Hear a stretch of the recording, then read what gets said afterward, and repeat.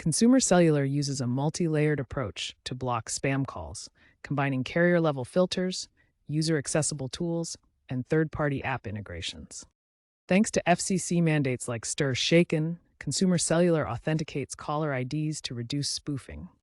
You can block up to 90% of spam calls by activating built-in filters in the My Consumer Cellular app or device settings. Silence features mute unknown callers, and partnerships with apps like Haya and Truecaller provide deeper analytics. However, international robocalls still pose a challenge.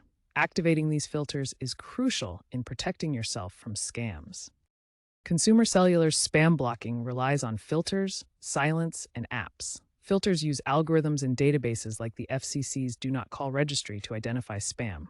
Activate these filters via the Consumer Cellular website or app for account-wide settings. Silence features mute unknown numbers. Apps like Verizon's Call Filter use machine learning to flag suspicious calls.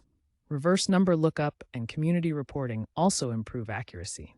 Remember, reporting spam calls promptly is vital for the system's effectiveness. By leveraging these tools, you can significantly reduce the number of spam calls you receive.